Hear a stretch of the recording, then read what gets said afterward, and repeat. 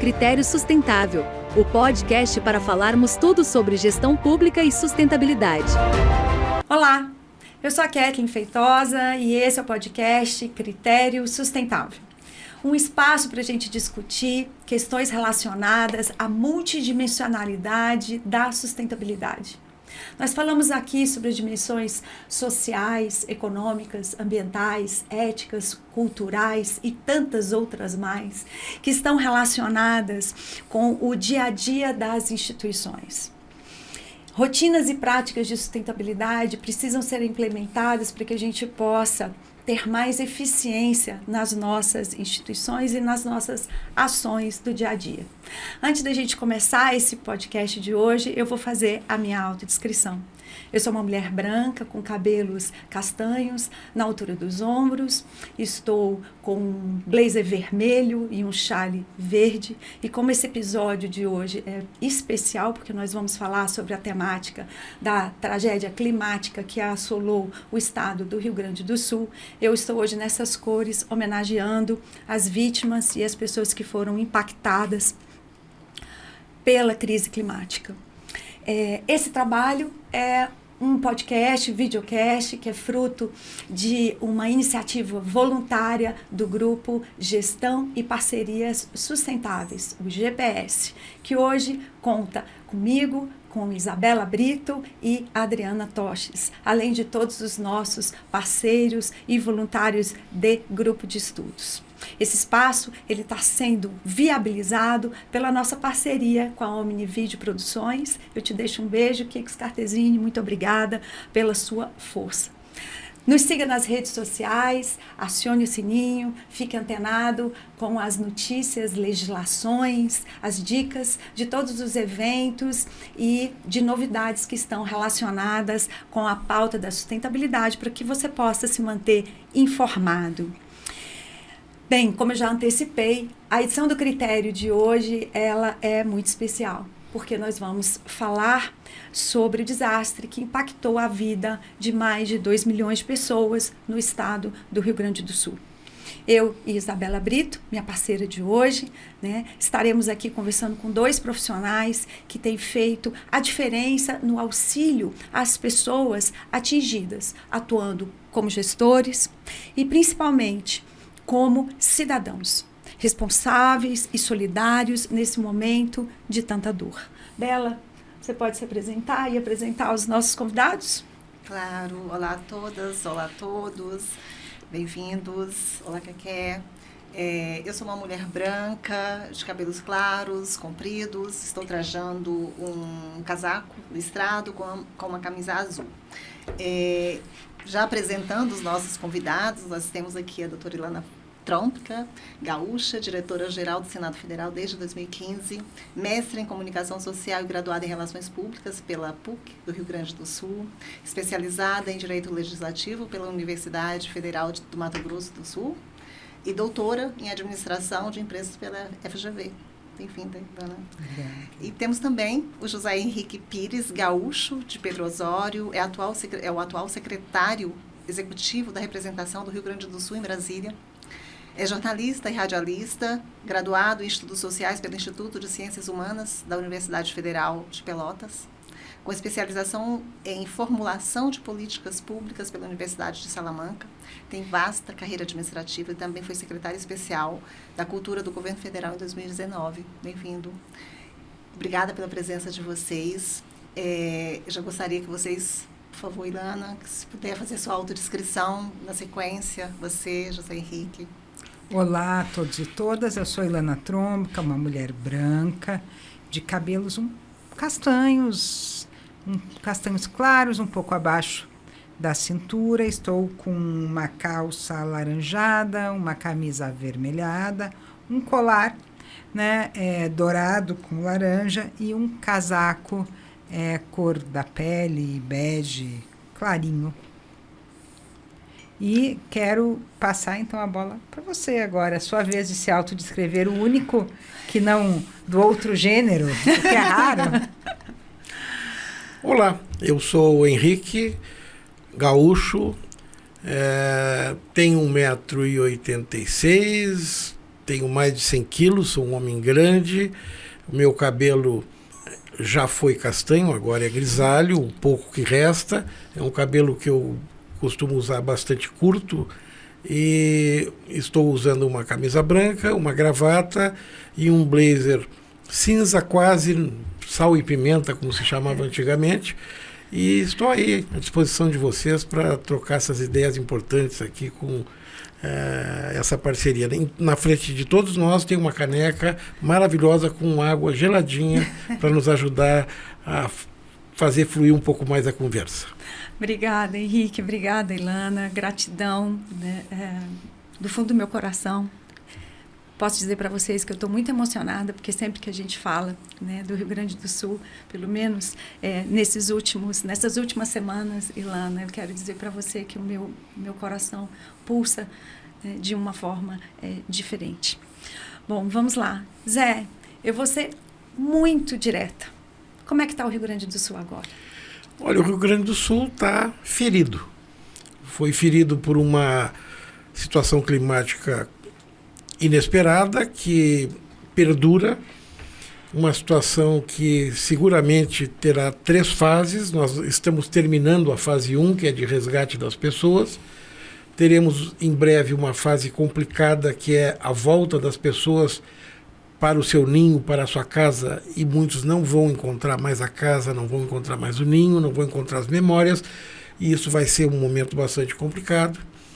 E depois vai ter a fase 3, que vai ser a fase da reconstrução, que para nós em Brasília já começou, porque muitas e muitas coisas que estão sendo feitas aqui na capital da República, além de atender evidentemente a fase 1, que é essa ajuda toda que a gente vai falar daqui a pouco, mas também já está projetando a reconstrução do Rio Grande, o reerguimento e a volta do Rio Grande do Sul, aquele patamar que sempre teve, celeiro do país, na área de ciência, tecnologia, escolas, em tudo.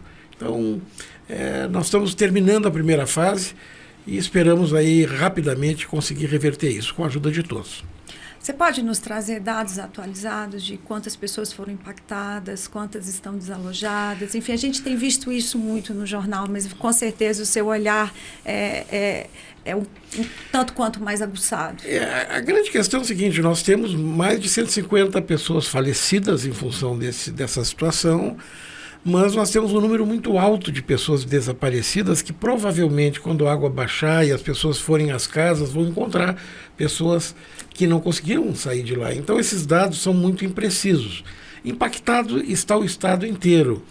O estado já tem mais de 450 cidades, nós temos 497 cidades, 450 cidades de alguma maneira envolvidas, seja na condição de cidade onde está decretado o estado de calamidade ou também estado de emergência.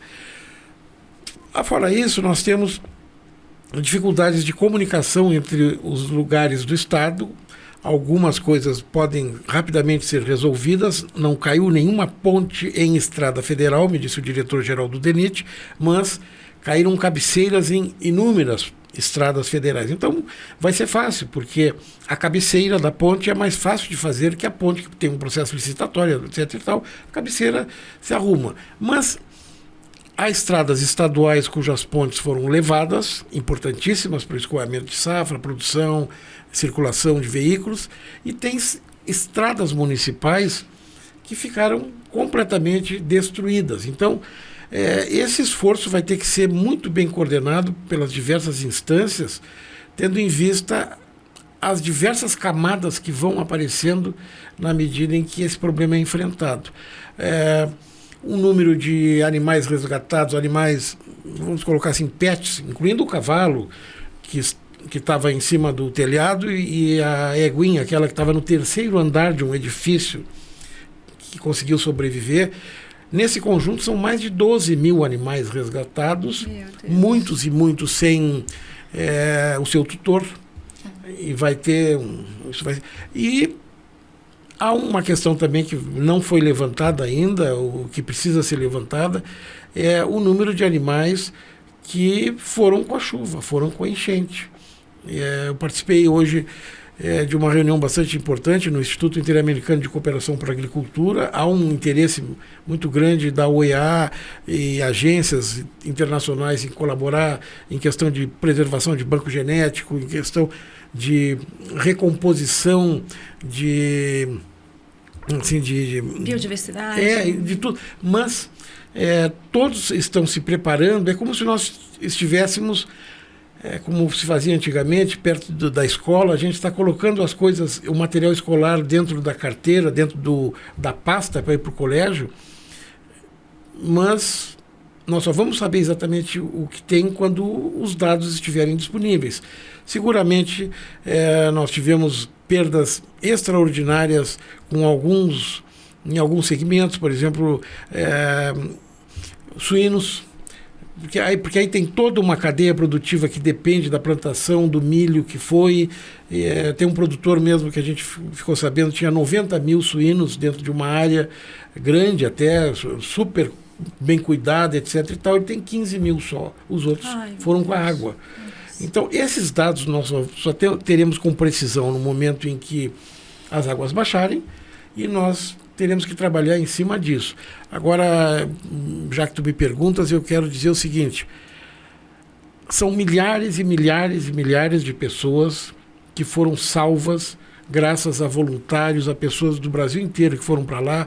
Todos os estados da federação enviaram bombeiros qualificadíssimos, pessoas que estão há dias buscando as pessoas em casa, convencendo as pessoas da necessidade de saírem de onde estão. E esses números, aparentemente, se comparados, por exemplo, com uma tragédia que aconteceu essa semana num lugar onde choveu e morreram 300 pessoas, esse número é muito significativo, porque isso representa que efetivamente as pessoas estão sendo salvas pelos voluntários anônimos, a quem a gente saúda, agradece e reconhece. Embora não tenham um nome divulgado, eles não estão preocupados em lacrar em rede social, entregando um pacotinho de alguma coisa para ter cliques. Não, são pessoas que merecem assim um profundo respeito, e a gente faz questão de citá-los aqui. Receba um abraço e, enfim, é isso. Difícil não se emocionar, né? Somos todos impactados. Falando de voluntariado, de solidariedade, eu queria perguntar para você, Ilana, que tem coordenado uma iniciativa de voluntários do Senado Federal, que transformou isso num grande movimento em rede, né, que é a Liga do Bem. Esse movimento, vocês trouxeram outros órgãos, instituições públicas, privadas, muitas pessoas, centenas de pessoas têm abraçado a causa. E eu queria saber de você, conte pra gente como que começou o movimento da Liga do Bem e como que tem sido essa experiência.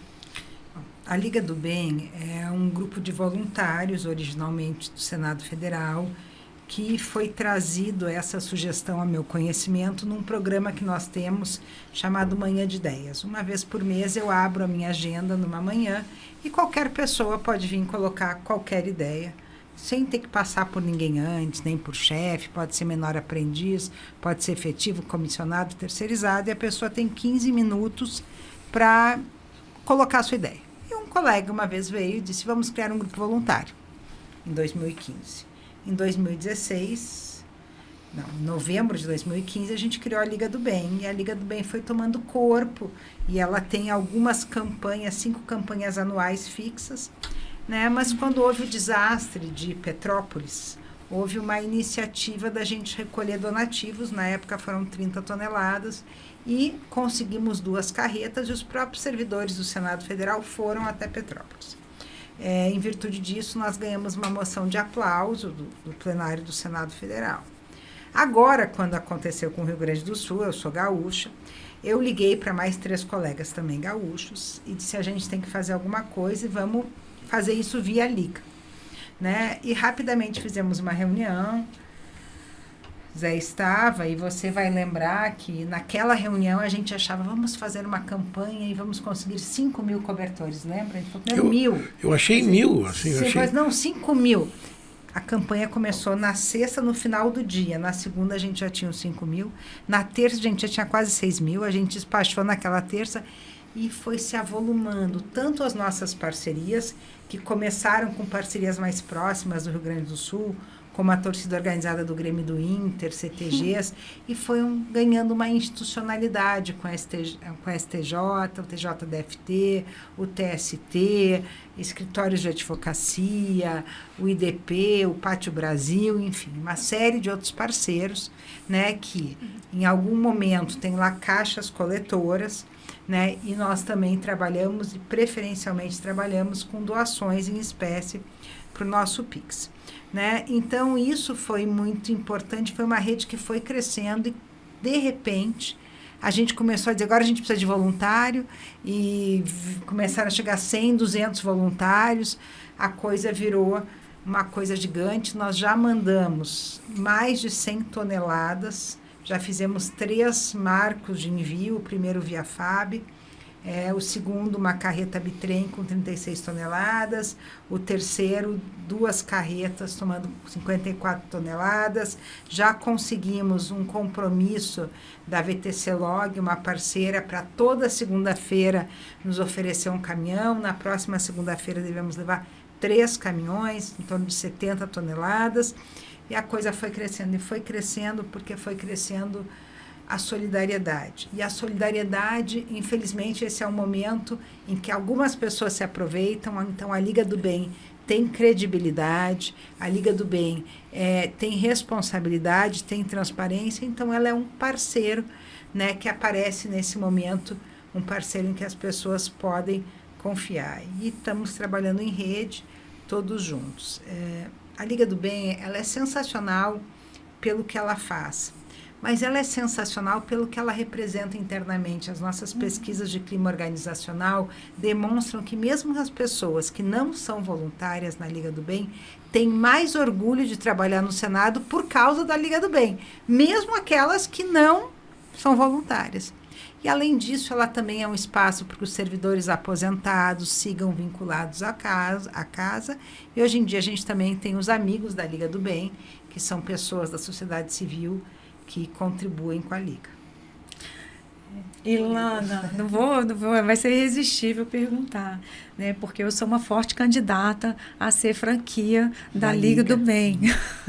Eu acho que essa iniciativa, ela é tão louvável, porque vocês têm uma estrutura, e isso é inegável, que muitos órgãos não têm condições de ter, né? E não precisa cada um ter o seu.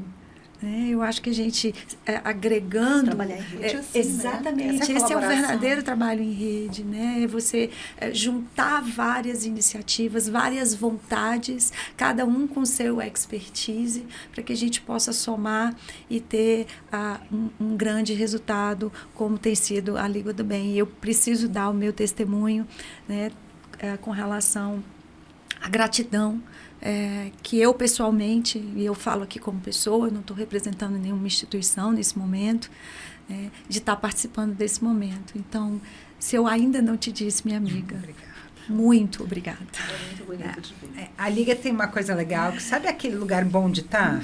Sabe É aquele verdade, clima bom? É verdade. A Liga é assim. Agora, a Liga foi possível porque foi uma conjunção de vontades. Porque o Senado é uma estrutura, teve que ceder uma estrutura para a Liga. No começo era um lugar bem pequeno, depois virou um galpão lindo. E esse eu acho que é o sentido de comunidade.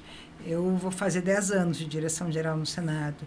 E se tem algo que eu posso me orgulhar é do Senado ser uma comunidade. Uma comunidade que tem senadores, tem servidores efetivos, comissionados, estagiários, terceirizados, menores aprendizes, e a gente funciona como uma comunidade. Então, quando um senador vai lá e valoriza o nosso trabalho, como ontem, como essa semana que foi falado no plenário, a gente mostra que é uma comunidade. E isso facilita o trabalho, né? Agora, que servidor público que, na verdade, não tem que ser cidadão? Exatamente. Eu posso Antes de ser servidor, somos cidadãos. Eu posso dar um testemunho, porque toda a minha comunicação com a Liga, é claro que eu não vou ficar o tempo inteiro te ligando, minha amiga, porque você é uma autoridade. Então, fiquei muito em contato, Henrique, com o Rafael Chervinsky, que eu aqui registro um abraço enorme para ele. E não conheci o Rafael. E quando eu fui deixar as doações do STJ, aí sim, né, como representante do órgão, participando, né, como órgão parceiro da Liga do Bem, quando eu me encontrei com o Rafa, Rafael já virou Rafa. O Rafa, time de Rafa mesmo. Nós nos abraçamos e caímos num pranto sem tamanho. Porque a dor dele era a minha dor. O Rafa é gaúcho também. Ele é gaúcho também. Então, só para deixar esse registro aqui para ele e para a Paty, que seria inevitável. Zé Henrique, quais as medidas que o governo do Estado tem tomado para auxiliar a população que foi impactada? Como é que está funcionando o comércio local, as escolas, os serviços básicos de atendimento à população? Olha, há uma situação nesse momento de colapso do atendimento de serviços públicos. As escolas não estão tendo aula, nós ainda não sabemos como as escolas estarão depois que a água baixar, mas todas as equipes estão trabalhando para que rapidamente as coisas possam ser resolvidas com espaços alternativos e tudo mais. O comércio, o Estado tem uma parte do Estado que não foi atingida. Então, por exemplo, o abastecimento de gás, foi montada uma logística para lugares onde tenham os botijões de gás possam circular para outros. Isso tem sido atendido. E tem havido assim uma participação muito grande também das prefeituras que não foram impactadas com a intensidade de outras que foram destruídas, né? Mas antes de prosseguir nisso, eu quero fazer um registro, já que a Ilana falou. Eu quero dizer que no dia que ela me ligou, foi numa sexta-feira, nós fomos para uma reunião às 14h, nós não sabíamos ainda o que nós decidiríamos. Nós saímos de lá definindo que seriam cobertores, e isso está fazendo uma diferença imensa, porque isso foi na sexta. Quem viu na televisão as imagens de quarta, quinta da outra semana, ainda viu as pessoas sendo resgatadas e salvando umas às outras de manga curta, mas nós sabíamos de uma frente fria enorme que ia chegar. E isso foi importantíssimo, porque quando chegou o avião, quando chegou a primeira carreta carregada com cobertores novos, comprados diretamente da fábrica, não é aquele... Nada contra o cobertor usado, mas tu recebeu um carinho, que é um cobertor que para o gaúcho tem um significado. O que é o poncho? O poncho é um cobertor aberto ao meio, quer dizer, se a pessoa põe na cama, dorme, se tiver frio e ela não tiver roupa, ele veste.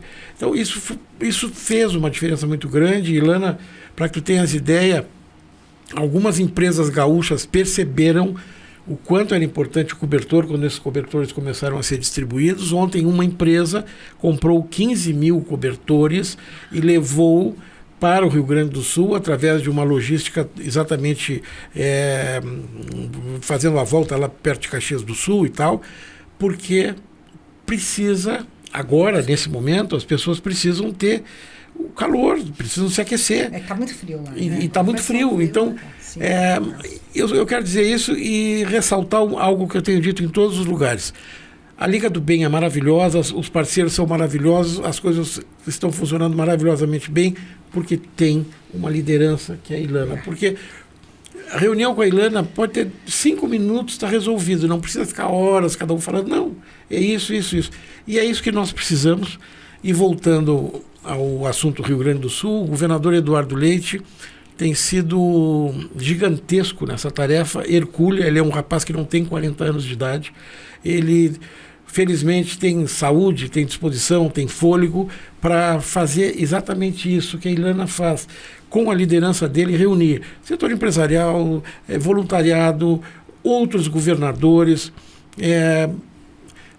A facilidade dele se comunicar permitiu que inúmeros países, através da sua representação diplomática aqui em Brasília, alguns com consulado, também tentassem de alguma maneira participar desse momento, mitigando essas questões todas. porque também não vamos esquecer, assim, o maior contingente de italianos, eleitores, está lá no norte do Rio Grande do Sul. As pessoas têm dupla cidadania, tem muita gente.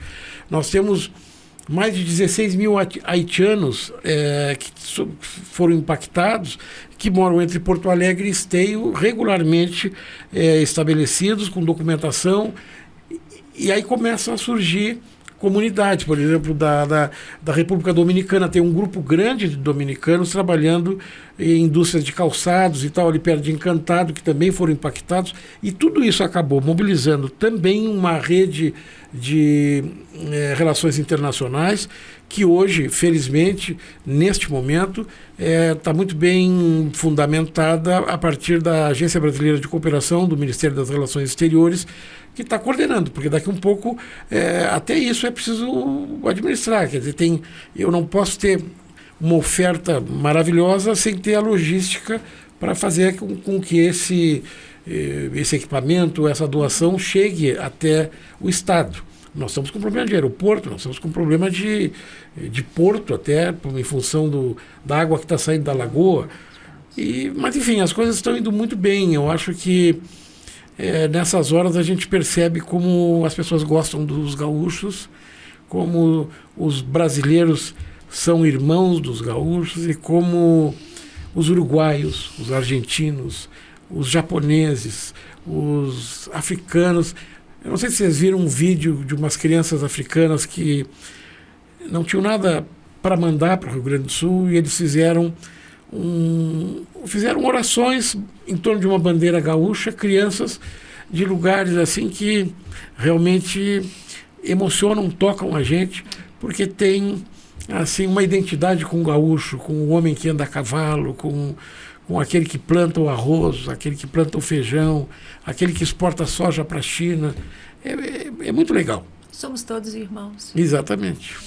Eu ouso dizer, Kathleen, a gente sabe que nós somos gaúchos, que o Rio Grande do Sul tem uma grande identidade com o Uruguai, com a Argentina, até quando a gente fala gaúchês, tem coisas que são muito parecidas.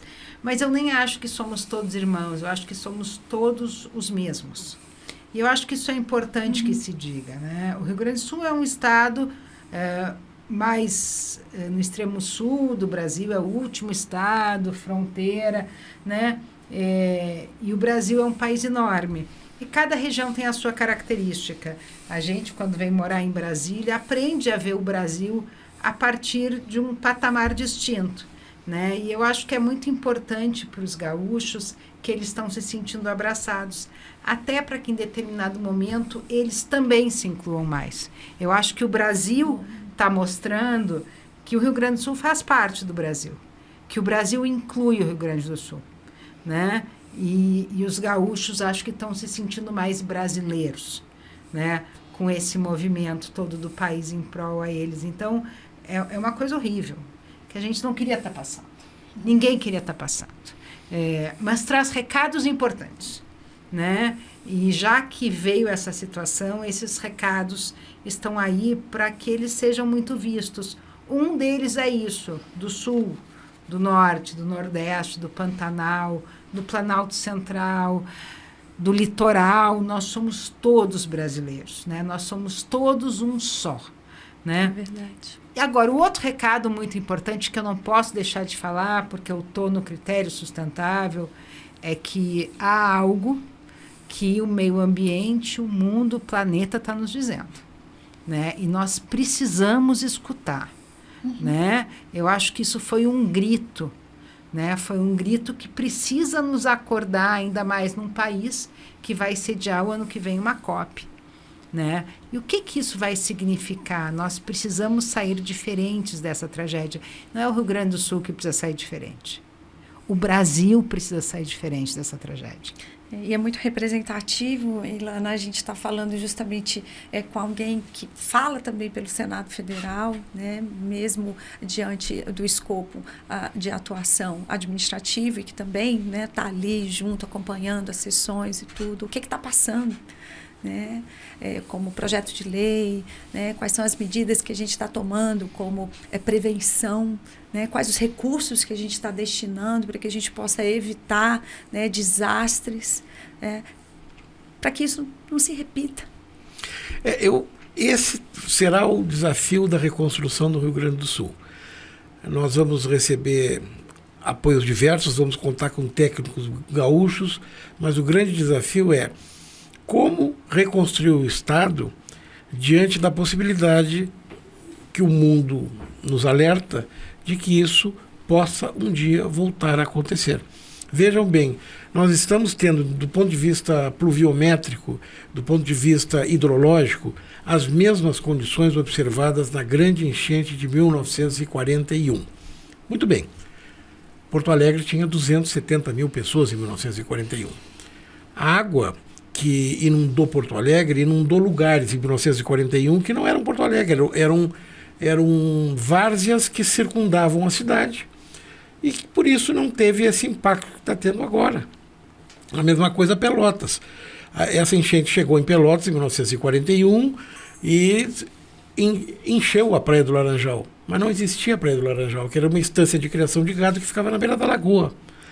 Nós temos, por exemplo, Caxias do Sul. Tem jornais de Caxias do Sul de 1941 que mostram o impacto dessa chuvarada em 1941, exatamente no mês de maio. Só que Caxias do Sul não tinha as encostas ocupadas como estavam ocupadas quando essa chuva voltou. Bom, o que acontece? Aumentou a temperatura do planeta e essas ocorrências que demoravam 90 anos para acontecer, 80 e tantos anos, há registros de enchente nesse nível no Rio Grande do Sul em 1823, há enchente novamente se repetindo após a proclamação da República com essa intensidade. Porém, o que preocupa agora é o seguinte: a ocupação territorial do Estado, a maneira como as pessoas se relacionam com os mananciais hídricos, a questão das matas ciliares, tudo isso vai ter que ser revisto com urgência no projeto de construção das cidades que vão poder ser construídas ou das cidades que vão ser deslocadas, mas com muita participação de cientistas, sejam eles da área que forem, principalmente da hidrologia, da agronomia, É necessário haver um olhar multidimensional. Exatamente, porque pode acontecer de novo. Então, eu não posso, como cidadão, exigir que a ponte que caiu seja levantada exatamente no mesmo lugar, com o mesmo tamanho que tinha. É verdade. Porque essa não dá, ela vai ter que ser estudada. Tem uma série de coisas, vai demandar vai ser uma tarefa árdua, porque construir demora mais do que destruir. Em qualquer lugar, para tu construir uma casa demora. Imagina tu enfrentares uma situação dessas que destruiu investimentos públicos feitos no Rio Grande do Sul ao longo de 1,5 século. Então, daqui a um pouco, nós vamos ter medidas paliativas em seguida, porque é preciso ligar um lugar a outro e talvez limitando capacidade de carga, etc. e tal, mas ali vai ter que ser projetado um equipamento público que não vai ser e não poderá ser igual ao equipamento público que foi levado pela enxurrada. Então, o desafio é grande e, repito, muito obrigado a todos os brasileiros de todos os lugares do Brasil, de todos os 27 entes federais que, de alguma maneira, estão contribuindo com isso, porque nós somos brasileiros e essa experiência talvez, muito provavelmente, vai nos ajudar também a ajudar alguém, porque isso pode acontecer em outro lugar do país. E você falou de um ponto, Henrique, que para nós é fundamental quando a gente está aqui nesse espaço de discussão falando sobre sustentabilidade, que é o desenvolvimento das cidades. É a sustentabilidade pelo seu viés territorial. Né? E Narciso Sachs já defendia esse ponto academicamente, trazendo esse olhar multissistêmico para a concepção das cidades. Tem um detalhe que eu sempre, desde o tempo da faculdade de Direito, era uma coisa que me chamava a atenção. O Bernard Shaw, inglês, o humorista, o escritor, ele dizia assim: a lei é igual para todos. Ela proíbe que pobres e ricos morem embaixo da ponte. Nós não podemos perder isso de vista, porque aqueles melhor aquinhoados vão conseguir um lugar mais seco para fazer a sua casa. Mas aquelas pessoas menos aquinhoadas, que precisam, por uma questão de não ter outra alternativa de sobrevivência, colocar a sua casa perto de um lugar perigoso, essas pessoas têm que ser muito acolhidas, seja nos programas sociais, seja nos programas habitacionais. E tem que haver uma colaboração para que aquele fragilizado que consiga dar a volta por cima não seja o futuro atingido por uma situação dessa. O desafio é imenso, porque por isso é que é importante o Senado estar junto, o STJ estar junto, o TST estar junto, todo mundo, para inclusive construir daqui um pouco legislações.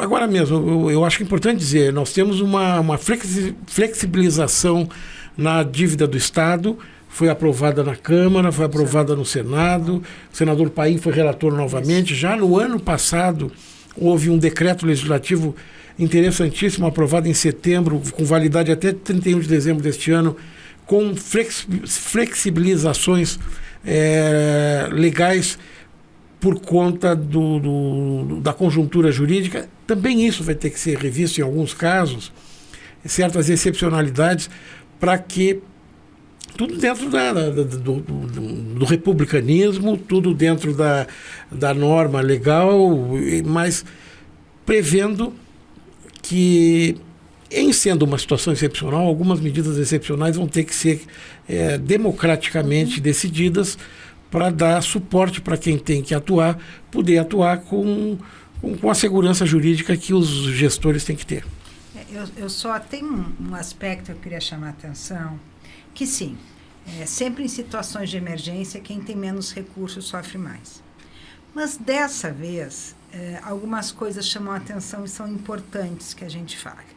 As questões climáticas vêm para todos. Vejam bem, a cidade de Porto Alegre tem alguns bairros, e talvez um dos principais bairros de maior poder aquisitivo se chame Moinhos de Vento. Né? No bairro Moinhos de Vento é um bairro que não foi inundado, mas a estação de tratamento de água do Moinhos de Vento foi a última a voltar a funcionar. Então, a despeito de quem morasse no Moinhos de Vento, que é o bairro mais bem aquinhoado, sob o ponto de vista de riqueza de Porto Alegre, as pessoas tinham luz, a água não tinha sido inundada, a casa não tinha sido inundada, tinham conectividade, mas não tinham água. Então, isso mostra que atinge a todos. Tem uma região de Porto Alegre, que é chamada agora de bairro Arquipélago, né, que são as ilhas que ficam dentro do Guaíba, né, e lá tem regiões muito, muito pobres, né, foi feito lá um filme chamado Ilha das Flores, que é um filme muito famoso de lá, mas tem também mansões maravilhosas na beira do rio, que tem lanchas, não sei o quê. A água tomou tudo. A água tomou as pequenas casas de quem mora na Ilha das Flores, mas a água tomou também as grandes mansões. Então, não dá para a gente achar que o poder aquisitivo livra as pessoas das questões climáticas. Zé Henrique acabou de falar de um grande pecuarista que perdeu 75 mil, né, do seu rebanho bovino. Este é um grande suíno. Este é um grande pecuarista. Mas ele perdeu praticamente todo o seu rebanho. Então, nós precisamos entender que as questões climáticas são para todos, né? Que mesmo que é verdade que há aí vamos dizer assim, há aí uma questão que quem tem menos recursos tem menos estrutura e vai sofrer mais, dessa vez não se poupou. E a natureza não poupa. E só para terminar essa colocação, a gente precisa entender, muito se falou do Rio Guaíba, ou Lago Guaíba, isso é uma discussão entre os gaúchos de anos, se é rio, se é lago, mas quando eu era pequena era Rio Guaíba, né? O rio sempre esteve lá.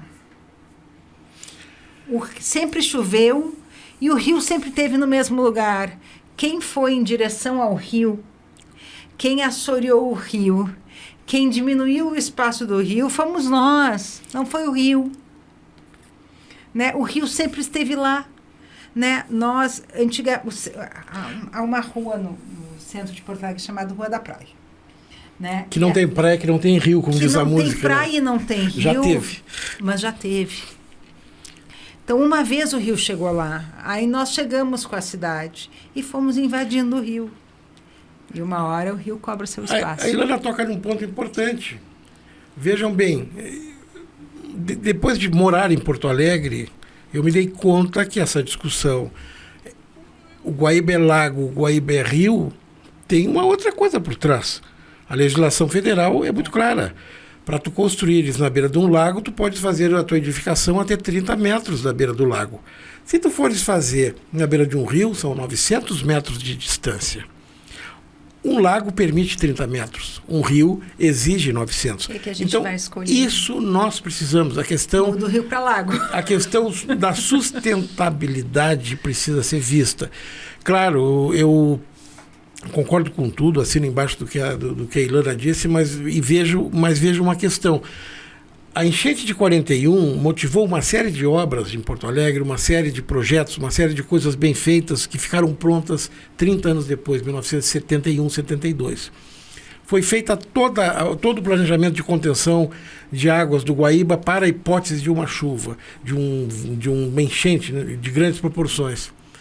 Até 2 anos atrás, os debates em Porto Alegre eram para derrubar o muro do Guaíba, essa coisa horrorosa que não deixa a gente ver o pôr do sol. Porque tem um muro. Tem um muro. O muro da Mauá, tem um muro. Só que esse muro, apesar de não ter tido manutenção nos seus equipamentos ao longo de 50 anos, ele foi extremamente eficiente num primeiro momento, que permitiu que as pessoas saíssem antes de acontecer o que aconteceu. Então, essa nova visão que nós vamos ter na recuperação do Estado, ela vai passar por isso. Nós temos um problema grave no Brasil, todo mundo sabe, nós temos dificuldade de prever manutenções.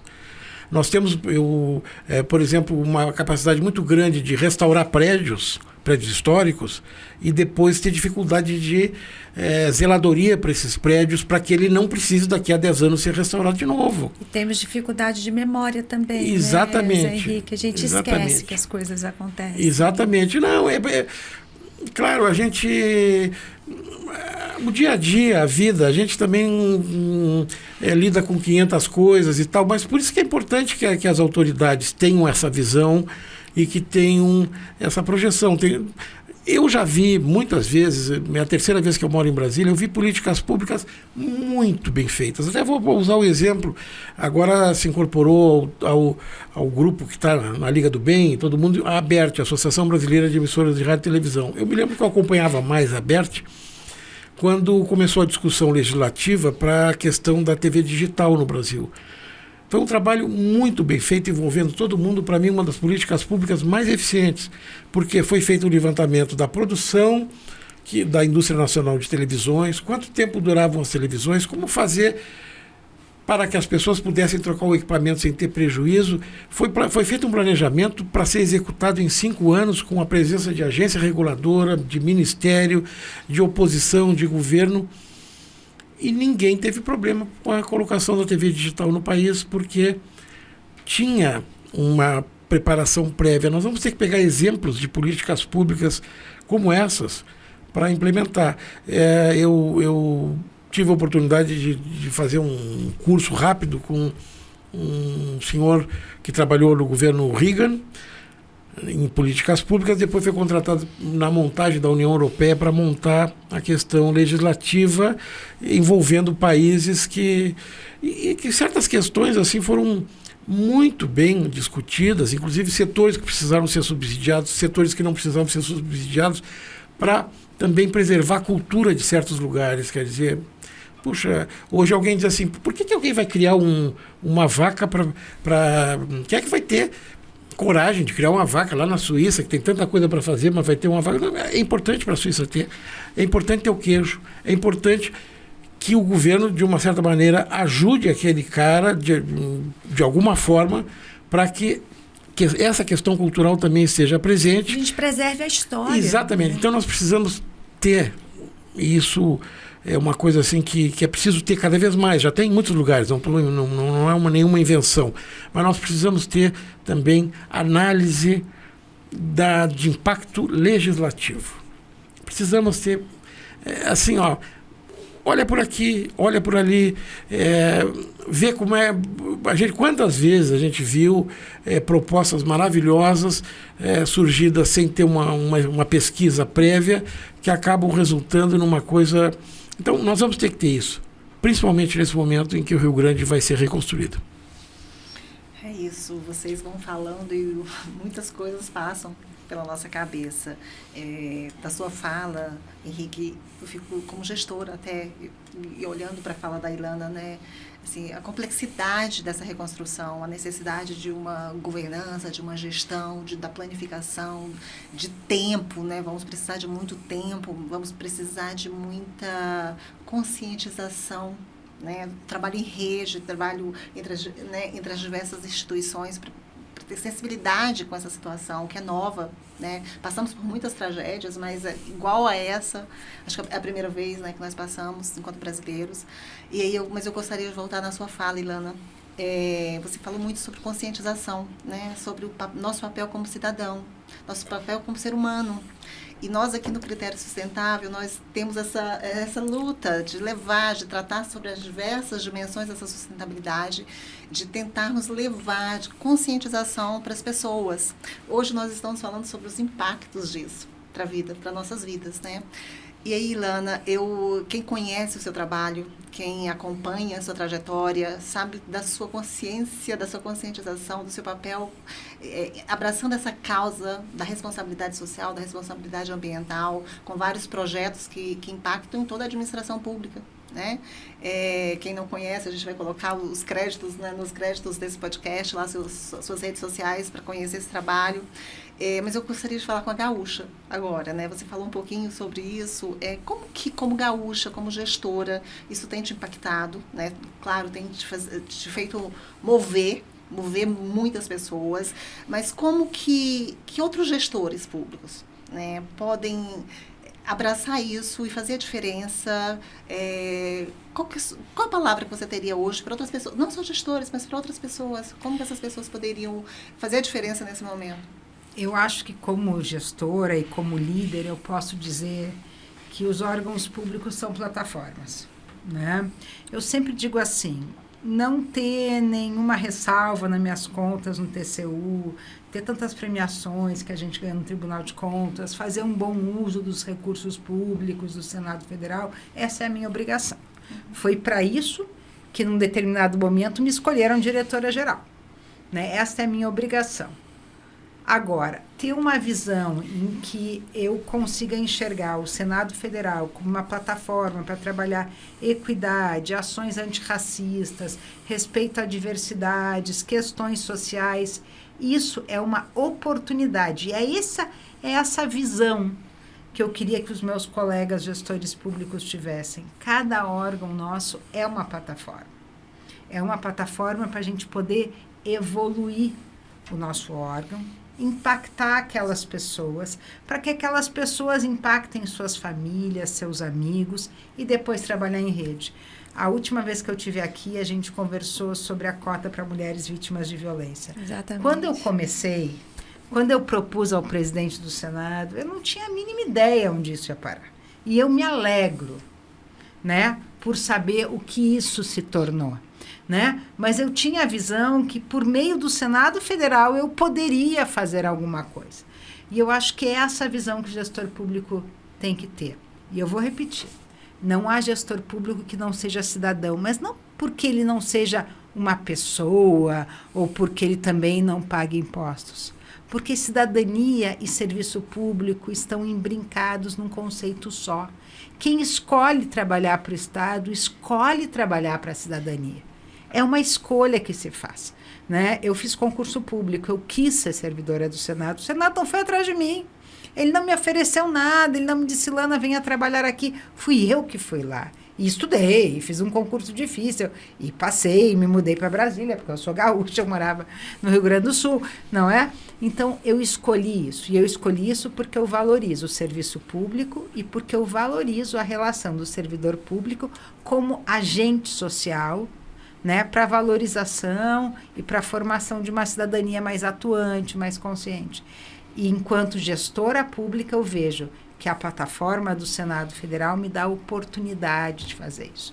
Então, se eu pudesse deixar um recadinho para os meus coleguinhas, né, diretores gerais, gestores, líderes, olhem o seu órgão e o entendam, não apenas como lugar que você realiza o seu trabalho e tem um equilíbrio fiscal, melhor gasto do recurso público, que é fundamental, não há nenhuma dúvida, mas olhem esse órgão como uma plataforma de mudança social. Perfeito. Perfeito. Zé Henrique. Concordo plenamente e quero dizer o seguinte, essa tarefa é uma tarefa plural, é uma tarefa de todos, não é uma tarefa específica. Não há mais espaço para aquele funcionário público do século XVIII que fez sucesso, que foi uma maravilha, que reergueu Lisboa depois do terremoto, que, enfim, conseguiu, fazendo a lei, executando. Não tem mais espaço para isso. Então, se alguém pretende atuar, tem que atuar em rede, tem que atuar em grupo, tem que ouvir ciência, tem que fazer... Claro, isso não quer dizer que a pessoa também não vá fazer exatamente aquilo que a Ilana disse, sabendo o que pode fazer dentro daquilo que a norma já prevê, vai em frente, vamos lá, não precisa validar daqui a 10 minutos com alguém, não, pode fazer, faz. Mas é exatamente isso, nós não podemos ter uma visão de reconstrução pensando com legislação, pensando com ideias que valiam no século XVIII, no século XIX. Nós temos que pensar no XXI para frente, porque o mundo mudou. E nós precisamos fazer com que essa mudança seja para melhor.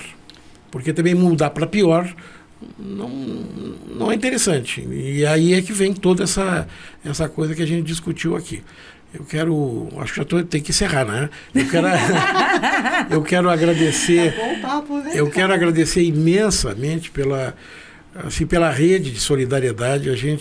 Eu na verdade, apesar de ter me áudio descrito lá no início como um cara grande, eu estou muito maior do que o meu tamanho, porque o aeroporto não permite que as autoridades todas possam vir a Brasília e as autoridades de Brasília desçam para o Rio Grande do Sul com aquele fluxo que havia. Depende hoje de uma aeronave oficial e tal.